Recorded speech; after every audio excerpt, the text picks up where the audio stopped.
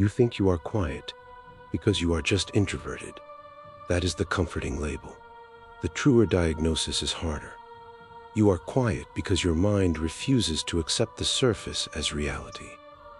While others live by what is said, you live by what is implied. While others move on, you stay behind to read the traces. This is not virtue and not weakness. It is a kind of perception that can make you powerful or make you tired, depending on whether you rule it or let it rule you. The world you move through is designed for speed, not depth. Conversations are traded like quick coins. Emotions are skimmed, and meaning is treated as optional. Your mind cannot do that. You notice tone, timing, the small shift in a face, the sentence that arrives too late, the pause that hides a decision. So you replay what happened, not because you want drama, but because you want truth.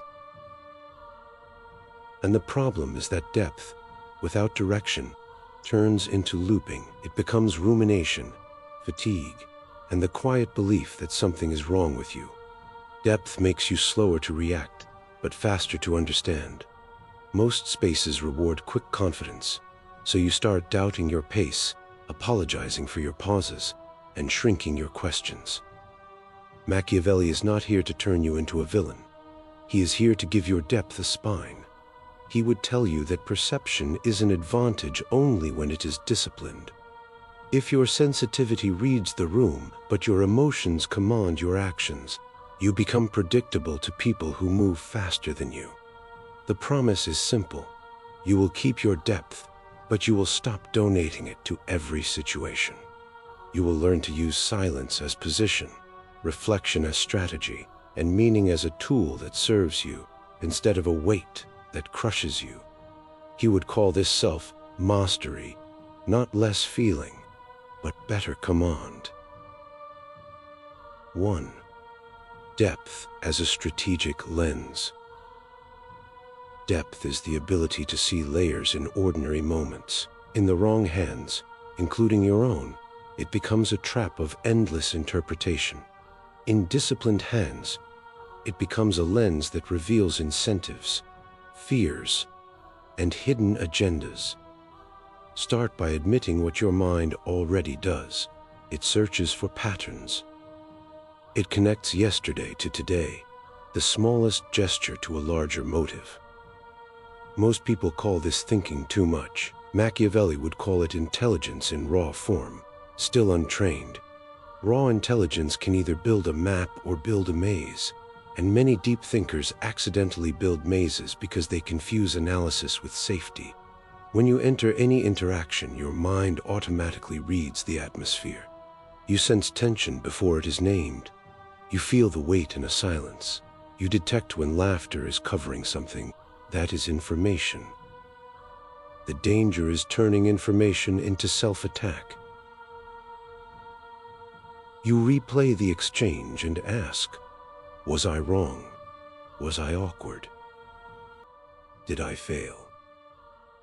That question makes your depth serve your insecurity. Replace it with a better question. What did this reveal about them? And what did it reveal about the situation? Now your depth serves your discernment. This is how you keep empathy without becoming a sponge. You can recognize another person's feeling without absorbing responsibility for it. You can notice their discomfort without trying to rescue the moment. Deep thinkers often try to smooth the room because they feel the room. But smoothing the room teaches others that you will pay the emotional cost for everyone's poor behavior. Machiavelli would tell you to stop offering that discount. Let the awkwardness do its work. Let the silence expose who needs to control the space. Let discomfort show you where power is hiding. Depth also changes how you experience time. Moments feel longer because you process more detail. Use that slower clock as an advantage. While others rush to fill space with words, you can watch their choices unfold. People reveal themselves when they try to rush you. If someone pressures you to answer quickly, it often means they benefit from your speed. Your depth becomes power when you decide that you do not owe immediacy. You owe clarity. And clarity takes the time your mind naturally demands. Your mind will still move in spirals, but spirals can climb. Each loop should return with one usable insight, one boundary, or one choice.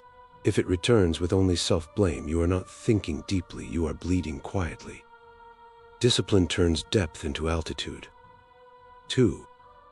Silence as position, not absence. You have been told that silence is social weakness, that being quiet makes you invisible. That belief is why your quietness sometimes feels like a wound. But silence is not emptiness. For a deep thinker, silence is crowded with observation. Machiavelli would teach you to treat silence like a seat at the table, not a step away from it. The person who speaks first often reveals the most.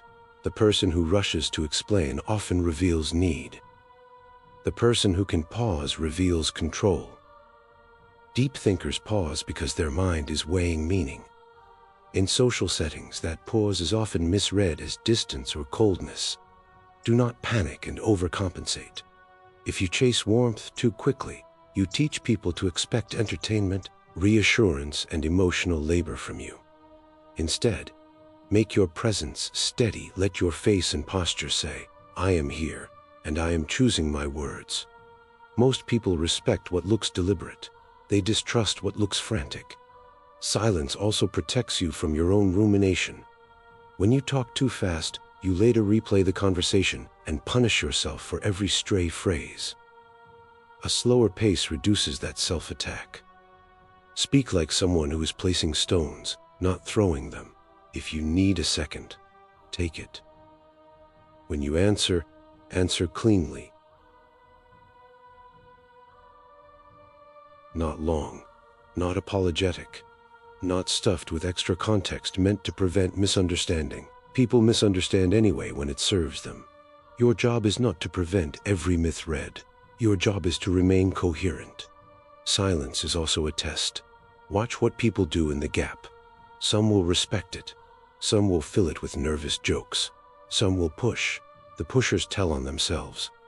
They do not fear silence. They fear losing control of the frame. When you notice that, you stop personalizing their behavior. You stop thinking, "I'm weird." You stop thinking, "They need me to move at their pace." That shift turns sensitivity into discernment. Use silence to decide where depth belongs. Not every conversation deserves your full mind. Some people want access to your insight without giving you respect. If you explain yourself to everyone, you become a public service. Machiavelli would remind you that access is granted, not owed. Let your silence be the gate. Let your words be the key you choose to hand over. When you stop performing instant warmth, the right people lean in and the wrong people drift away, which is useful. 3. Pattern recognition without self-destruction. Your mind is tuned to hidden signals. That is why you catch the tension before anyone admits it. That is why you sense the meaning behind the phrasing. It can feel like a burden because you keep asking, "What did I miss? What did I do? What will happen next?" This is where metacognition becomes both gift and risk. You can think about your thinking, which means you can correct it, but you can also spiral. Machiavelli would not ask you to stop noticing. He would ask you to separate signal from story. A signal is what you observed. A story is what you assumed. A signal might be that someone's tone changed. A story might be that they hate you. Your mind leaps because it can imagine every outcome. That imagination fuels empathy and anxiety at the same time.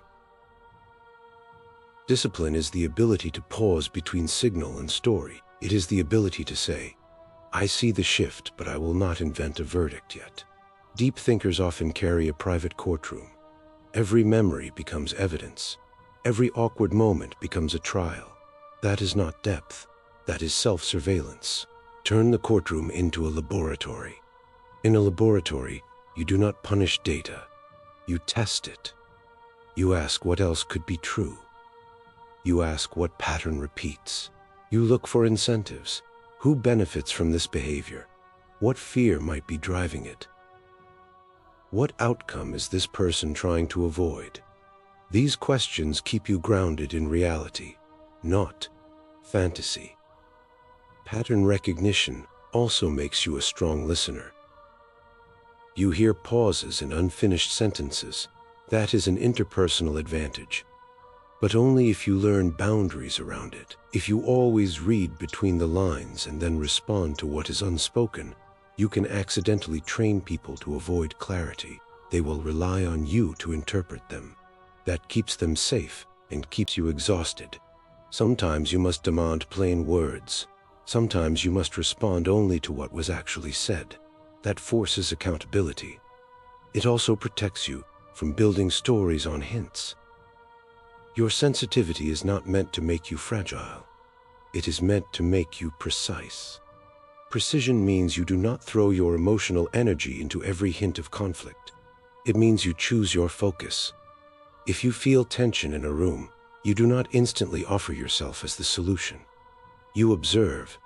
You decide whether the tension matters to your goals and values. Then you act, or you do nothing, on purpose. 4. Rumination into resolution. You replay conversations because your mind seeks closure. You want to understand the hidden motive, the real meaning, the reason a smile felt sharp. This looping is called rumination, and deep thinkers experience it because every answer opens another question. The loop is not stupidity. It is a mind that hates unfinished edges. The danger is living inside the loop long enough that it becomes your identity. You begin to believe that thinking equals control, and that not thinking equals risk. Machiavelli would teach you that control is not endless analysis. Control is deciding. The most direct way to stop rumination is not to calm down. It is to create a conclusion you can live with. Not a perfect conclusion, just a functional one. Ask yourself, what is the decision here? Sometimes the decision is to speak. Sometimes it is to step back. Sometimes it is to treat the matter as irrelevant. Deep thinkers suffer because they keep the decision suspended, waiting for more data that never arrives. You will not get full certainty in human relationships. People contradict themselves. They hide motives, even from themselves. So your mind keeps scanning. The strategy is to set limits. Give the thought a boundary. Give it a time window. Give it a question it must answer. What do I know for sure? What do I not know? What action protects my dignity and my time? Then stop. When you stop, you are not ignoring reality. You are refusing to be owned by it. Rumination often turns inward as self-judgment. You think your awareness proves that you should have behaved perfectly. But awareness is not perfection. Awareness is the ability to learn. A deep thinker can turn a mistake into a lesson faster than most people, but only if the lesson ends the loop. If you keep punishing yourself, you do not become wiser, you become smaller. Machiavelli would call that a waste of resource. Your mind is a resource. Stop spending it on shame. Resolution can be external. Write, speak, create. When you put thought into form, the echo loses power. Your nervous system calms because the threat feels contained. You are telling your brain the matter has a file now. It is not loose in the air. This is why art and journaling are not decoration for deep thinkers. They are containment. They are power. Even a private decision counts if it changes how you move tomorrow. 5. Creative output as emotional regulation. Deep thinkers often feel like their mind is too loud. They try to quiet it by forcing themselves to be normal, to be quick, to be light. That does not work. The mind that processes in layers needs a channel, not a muzzle. When you create, you translate internal complexity into something external and structured. That translation reduces emotional intensity because your nervous system sees a shape, not a storm. This is not romantic language. It is biology.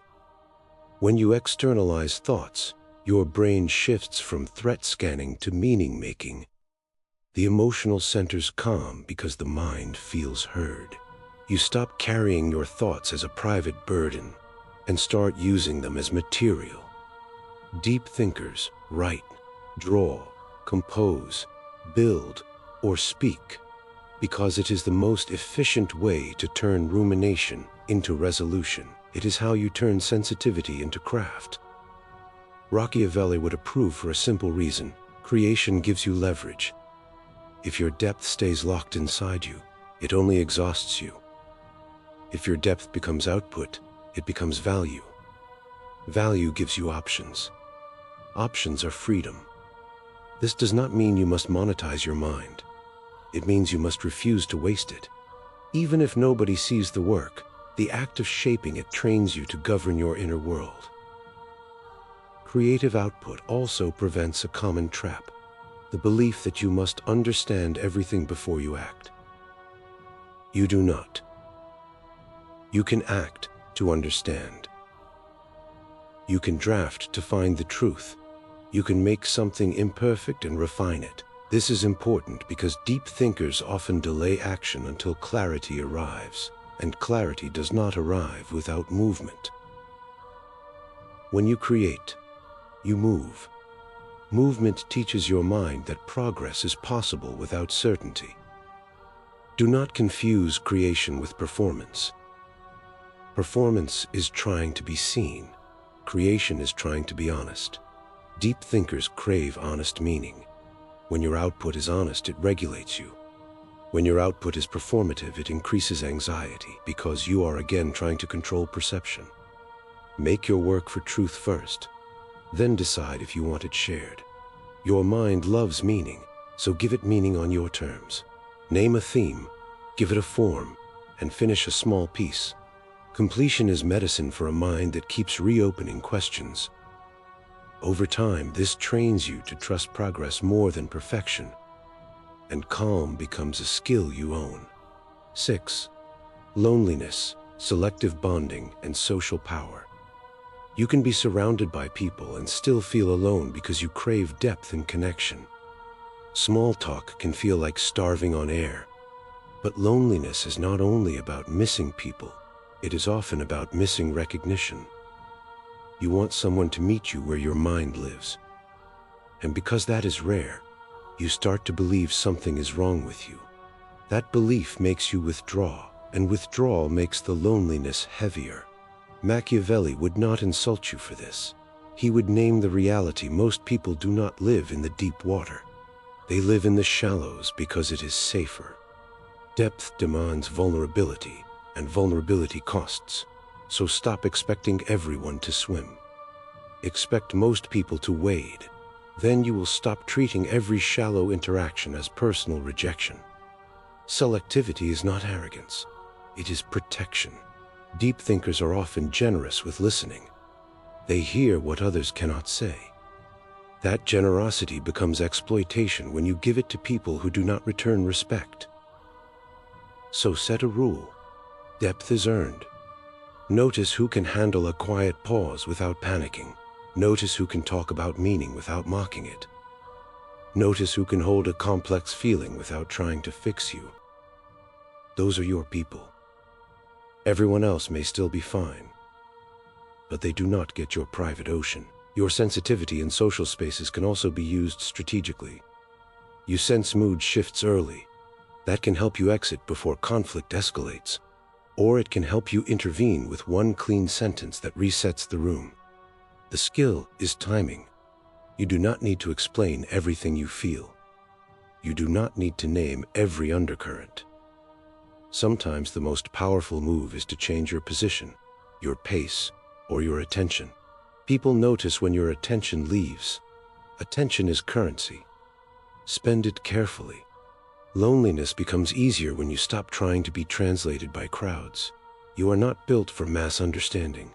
You are built for precise understanding. Build one or two deep connections and let the rest be functional. When you accept that, you stop chasing a room, you stop overgiving, and your mind finally gets a place to rest. If you cannot find them nearby, build the conditions, spaces that value craft, study, and honest conversation. Depth tends to gather where noise is not rewarded. This protects you. 7. Time, stillness, and the discipline of pace. Your mind experiences time differently because you process more detail. A minute can feel long when you are tracking tone, meaning, memory, and future consequences at once. This is why silence feels alive to you. This is also why fast environments can feel violent. They demand quick reactions from a mind that wants depth. Many deep thinkers try to fix this by forcing themselves to speed up. That creates more anxiety. You cannot outrun your design. Machiavelli would tell you to weaponize your natural pace, not by becoming slow for the sake of style, but by becoming deliberate. Deliberate people are harder to manipulate because they do not react on command. They choose.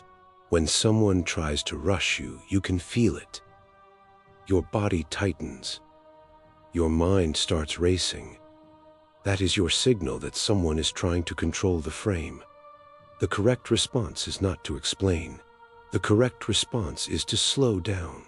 Stillness is also where your default mode network becomes loud. You daydream, reflect, and build inner narratives. That inner world can be beautiful and also exhausting. The discipline is to schedule depth instead of letting it invade everything. Give your mind a place to roam and give it a boundary to return to.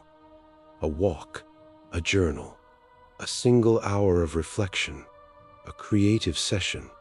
When depth is contained, it becomes fuel. When it leaks everywhere, it becomes fatigue. Pace also changes how you connect. Fast talkers can dominate the space and make you feel irrelevant. But fast talk is often a defense. If you stay calm, you can watch them reveal their motives. People who speak too quickly often fear silence, because silence invites reality. Your ability to tolerate silence becomes a quiet dominance. You do not need to win arguments. You need to remain unshaken. Time discipline also protects joy. The complexity paradox is real for you. When you see too many layers, simple happiness can feel complicated. The answer is not to become shallow. The answer is to practice choosing a single layer on purpose. When you see a sunset, allow yourself 1 minute of wonder before the analysis begins. This is not lying to yourself. This is leadership. You are telling your mind, we will think, but we will also live. Your slower clock is not weakness, it gives you time to choose the clean move. Now you rebuild the identity that the world has tried to shrink. You are not too quiet. You are not too serious. You are not too much. Those labels were placed on you by people who needed you to be simpler so they could feel comfortable. The truth is that your mind works in layers, and layers create weight. That weight can feel like a curse when you carry it alone, but it becomes strength when you learn to carry it with structure. Start seeing your sensitivity as an instrument. An instrument can create music or noise. The difference is training. Your mind notices patterns, which means you can anticipate outcomes and read emotional undercurrents. But you must stop turning every signal into a story about your worth. You are not a courtroom for your past. You are a strategist for your future. When a conversation ends, you do not need to replay it until it bleeds. You need one conclusion that protects your dignity and one action that protects your time. The moment your depth produces a clean decision, it becomes strength instead of weight. Also accept this. Being misunderstood is not always a tragedy. Sometimes it is camouflage. If you reveal everything you perceive, people will either depend on you or compete with you. Neither is always safe. Choose disclosure carefully. Speak in a way that is clean and true. But do not pour your entire inner world into rooms that have not earned it. Depth is intimacy, and intimacy is power. Give it where it will be honored. Keep your creativity close. If you do not translate your mind into form, it will translate itself into fatigue. Write, build, draw, speak, or create in any way that turns your inner storm into a shape you can hold. This is not a hobby. It is regulation. It is how you calm the nervous system that is always scanning. And when you calm it, you become more accurate, not less. A calmer mind reads reality better. Finally, rebuild your relationship with time. You do not need to match the pace of a loud world. You need to own your pace. Depth is not slowness. Depth is detail. Detail is advantage when you are deliberate. Let others rush. Let others perform. You remain present. You remain selective. You remain capable of stillness. That stillness is not emptiness. It is the place where you decide who deserves access, what deserves attention, and what deserves release. For the next 24 hours, you will treat your mind like a territory you govern, not a storm you endure. The first command is simple. When you feel the urge to explain yourself too much, stop after the first clear sentence. Let silence hold the rest. If someone misunderstands, do not chase them with paragraphs. Notice what they do with your calm. Notice who respects it and who tries to pressure you. The second command is containment. Choose one looping thought that has been circling your head, one conversation you keep replaying, one sentence you keep editing in your memory. Put it into form. Write it in a page. Record it as a voice note. Turn it into a short piece of creation. Give it a boundary. When it has a boundary, it stops haunting the whole day. Then decide one action that closes the loop. A message, a boundary, a plan, or a quiet decision to let it be irrelevant. The third command is selective depth. In every interaction today, choose where your full attention goes. If someone speaks shallowly, do not punish them in your mind. Respond functionally and save your depth for what matters. If someone earns it, give them presence. If they do not, give them politeness and distance. It is not coldness, it is stewardship. Your mind is valuable, treat it like it is. And at the end of the day, test your final rule. Give yourself 1 minute of noticing without analysis. A sound, a light, a smell, a moment. Let yourself feel it before you explain it. Then return to your discipline. That is how a deep thinker stays deep without drowning. That is how you stop being ruled by your mind and start ruling with it. Deliberate living keeps your perception sharp and your heart intact. Your pace is not a flaw, it is advantage hiding in plain sight.